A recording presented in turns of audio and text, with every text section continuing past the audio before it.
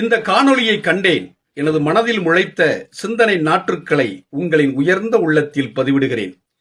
வீங்கி வரும் விவசாய வேதனை. சாப்பிடும் கூட்டம் பெருகிக் கொண்டே இருக்கிறது. பயிர் செய்யும் கூட்டம் வயிறுகாய வரப்புகளில் வலம் வருகிறது. விளைவித்தவன் விரல்கள் வீங்கி விக்கி நிற்கிறான். வாங்கி விற்றவன் விரல்களுக்குள் அடக்க முடியாமல் பணத்தை எண்ணுகிறான். காத்து கிடந்தவன் கன்னங்களில் குழி விழ, கண்களில் வறட்சி வந்து கண்ணீர் கூட மிச்சமில்லாமல் எச்சமாய் வயலோரும் வரப்போடும் ஆங்காங்கே கிடக்கிறான்.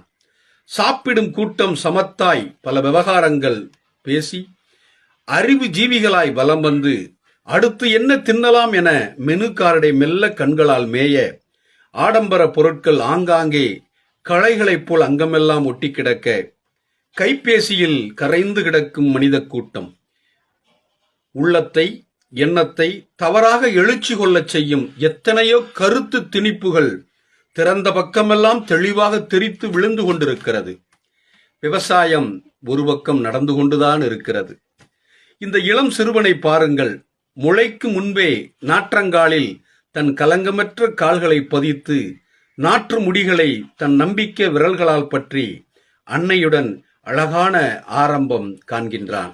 ஆகா, அந்த வயலுக்குள் தம்பி, நீ நடக்கும் நடைக்கு ஈடு இணை இந்த உலகில் எதுவும் இல்லையப்பா. பால்குடி மறக்கும் முன்பே பாரத குடிமக்களுக்கு உணவளிக்க உழவுக்குள் வந்த உயர் மாமணியே, உனக்கு கோவணம் கூட இல்லையப்பா. விவசாயத்தை பற்றி கவலையே படாத கூட்டத்தை விட நீ குபேரனப்பா. தங்கமே, உன் பிஞ்சு விரல்கள் நம்பிக்கை தருகிறதப்பா. படிக்க போகும் முன்பே பயிர் தொழில் பழக வந்த நீதாண்டா வருங்கால எஜமானன். ஆமாம், படித்த கூட்டம் கையேந்தி நிற்கும் காலம் ஒருவேளை வந்தால் அது விவசாயிடம்தான் நிற்க வேண்டுமோ? சேரும் சகதியும் உணவை தரும் உயிரிடம் அல்லவா? உணவை தர உழைப்பவன் உயர்ந்தவன், அவன் உயிர்களுக்கு பொதுவானவன். தம்பி, வருங்காலத்தில் நீ யாராக வருவாய் என்பது எனக்கு தெரியாது. ஆனால் விவசாயத்தை விட்டுவிட மாட்டாய் நம்புகிறேன். நானும் இதை கடைபிடிப்பேன். நண்பர்களே, சாப்பிடும் பொழுது ஒன்றை மட்டும் அனைவரும் அழுத்தமாக எண்ணிக்கொள்வோம். இறைவா, இந்த உணவு எனக்கு இப்பொழுது கிடைப்பதற்கு காரணமாக இருந்த அந்த விவசாயியும் அவர் குடும்பமும் இப்பொழுது பட்டினியாக மட்டும் இருந்துவிடக் கூடாது இறைவா என்று எண்ணி அந்த உணவில் கையை வைக்க வேண்டும்.